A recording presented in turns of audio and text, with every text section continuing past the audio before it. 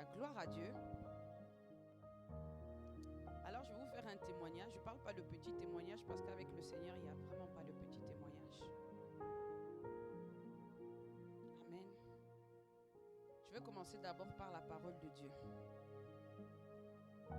Apocalypse chapitre 12 verset 11 nous dit: ils l'ont vaincu à cause du sang de l'agneau et à cause de la parole de leur témoignage. Et ils n'ont pas aimé leur vie jusqu'à craindre la mort. Amen. Alléluia. Si nous sommes là, c'est parce que Jésus-Christ a payé le prix. Si nous sommes là, c'est parce que le sang de Jésus-Christ a coulé pour nous. Amen. Et si nous avons la victoire, c'est grâce au sang de Jésus-Christ. Amen. Et le Seigneur nous appelle à être des témoins. Amen. Ton témoignage a une onction pour délivrer une autre personne. Amen. Alléluia. Ton témoignage est là pour fortifier quelqu'un. Amen. Donc ne bloquez pas ce que Jésus-Christ fait dans vos vies. C'est très important. Tu peux apporter la vie à quelqu'un qui n'avait plus d'espérance. Amen. Alléluia. Alors, hier je cherchais, je me dis tellement il y a tellement de témoignages. Mais je bénis le Seigneur parce que, encore une fois, jamais j'aurais pu m'imaginer être là aujourd'hui. Alors je vois vraiment sa main. Je vois sa fidélité. Il ne ment pas. Soyons de ceux qui croient Dieu sur parole. Amen. Croire Dieu sur parole. Quand il te donne une parole, crois-lui. Je vais encore prendre le témoignage de mon fils parce que c'est ce témoignage-là qui m'a attiré au Seigneur, qui m'a tiré des ténèbres. Amen. Alors, je vais prendre le tout début, en tout cas le tout début, ce que je peux dire. C'est que déjà on a eu des difficultés à avoir un enfant. Et par la grâce de Dieu, ça s'est fait. Donc on était joyeux. Jusqu'à la première échographie, tout allait bien. Et quand on a passé la première échographie, on voyait à peine quelque chose. Au bout de 3 mois, il fallait vraiment vérifier si c'était OK. Et on va dans la joie. Je m'étais préparée même pour aller au mariage de mon frère ce jour-là. Donc j'étais vraiment habillée, talons, tout ça. Et on arrive dans la salle d'attente, on attend. C'est comme si tout le monde était passé, mais nous, on nous a oubliés. À un moment donné, j'ai dit, mais on va être en retard. Donc on va voir, on demande à l'accueil. Elle nous a oubliés, effectivement, on nous avait oubliés. Mais je pense que, vu le choc, il fallait qu'on nous oublie le jour-là. Que tout le monde passe. Donc on est arrivé dans la salle. Ok, la gynécologue, on va faire l'échographie et tout. Donc je me positionne, tout ça. On était pressés. J'espère qu'elle va faire vite. Donc je me positionne et tout. Et quand elle fait l'échographie, je vois qu'elle ne dit rien. Bon, je me dis, c'est pas grave. À un moment donné, elle me dit, il y a un problème. Il y a un problème, ça ne va pas. Juste à ces mots. Elle m'a dit, regardez l'écran. Quand j'ai regardé l'écran, elle m'a dit, il y a un problème au niveau du liquide amniotique et la vessie. Il n'y a pas assez de liquide amniotique.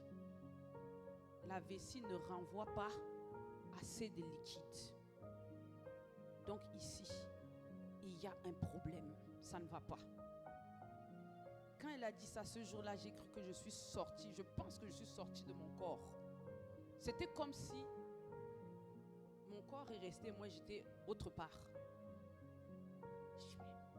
Et quand je suis revenue à moi, j'ai dit, est-ce que vous avez entendu ce que je vous ai dit? Il y a un problème, cet enfant ne pourra pas vivre. Donc on est resté, c'est-à-dire sans mots avec mon mari. On s'est assis, c'était comme le ciel nous est tombé sur la tête. On s'est assis, elle a dit voilà, je vous donne 2 semaines. Vous revenez, vous signez les papiers pour enlever l'enfant.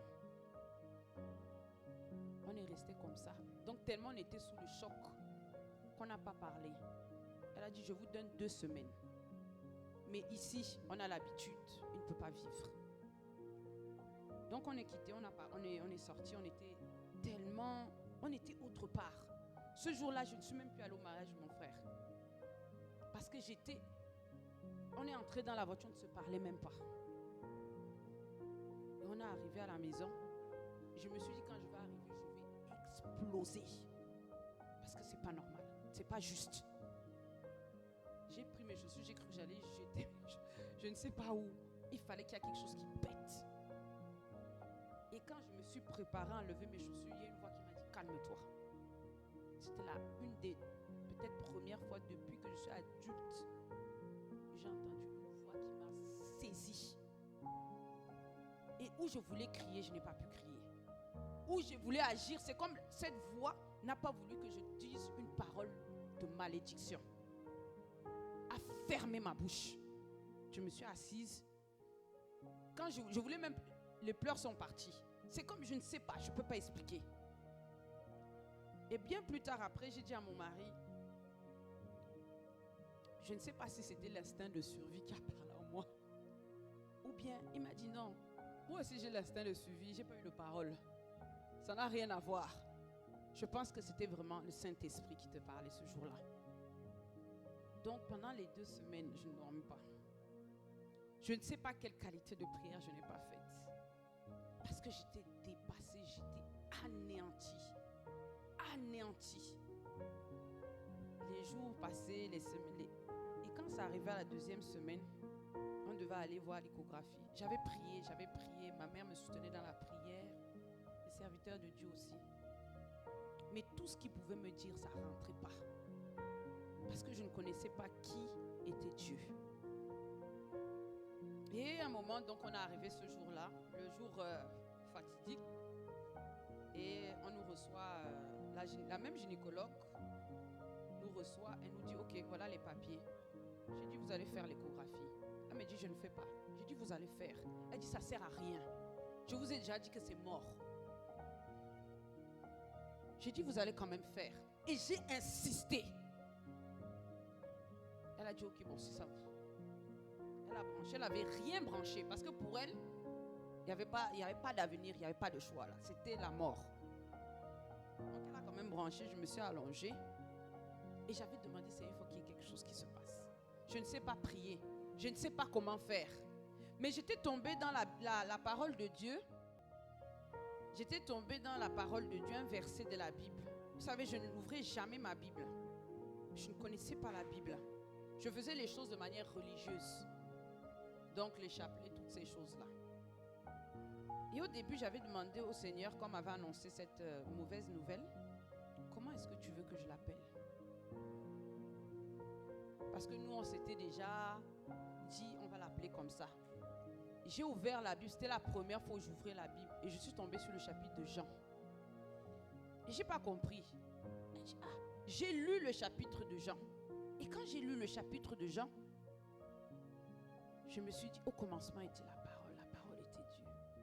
Ok. Seigneur, je vais te faire confiance. Et après, je me suis rendu compte que Jean signifie don de Dieu. Grâce de Dieu. Alors qu'on est arrivé à ce rendez-vous, le verset sur lequel aussi j'étais tombée, c'était que le Dieu vient au secours même de ceux qui manquent de connaissances. Tu es ignorant, tu ne sais pas comment prier, mais Dieu t'entend. Quand tu cries, Dieu t'entend. Dieu t'écoute et Dieu vient à ton secours. Alléluia. Elle m'a fait l'échographie, elle ne disait encore rien. J'ai dit, mais qu'est-ce qui se passe encore ici?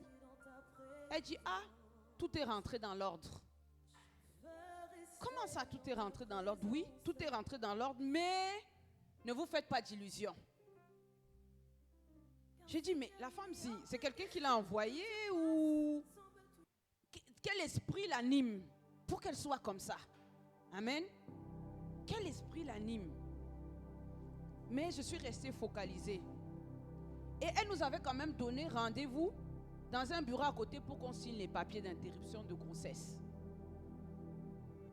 Et j'ai dit au Seigneur, on était avec mon mari, on ne s'était même pas concerté pour cette situation. On était à l'accueil dans un bureau à côté. Il y avait un bureau spécial pour les mauvaises nouvelles, un bureau spécial pour les bonnes nouvelles.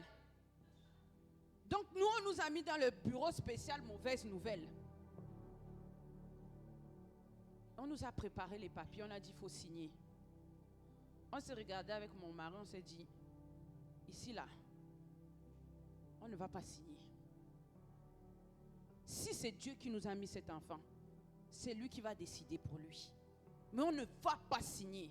Non, mais vous savez son avenir, vous ne savez pas peut-être que... On a dit, madame, c'est Dieu qui voit. Même si on n'avait pas la connaissance, je pense que cette parole a fait la différence. Amen. Alors ce que je veux te dire aujourd'hui, par ce témoignage, c'est que là où l'homme a dit, c'est mort. Là où le diagnostic, les résultats ont dit, c'est mort. Là où ton cerveau même te dit, c'est mort. Toi, mets Dieu dans l'histoire. Tant que Dieu ne t'a pas dit que c'est mort, ne dis pas que c'est mort. Parce que tout est possible à celui qui croit. Tout est possible à Dieu. Amen. Alléluia. Il est fidèle. Il est fidèle. Là où c'est impossible pour l'homme, c'est possible pour lui. Amen. Alléluia. Alors je veux vraiment encourager quelqu'un. Crois. Tu ne sais pas où Dieu, comment il va faire, mais il va le faire. Amen. Alléluia. Gloire à Dieu.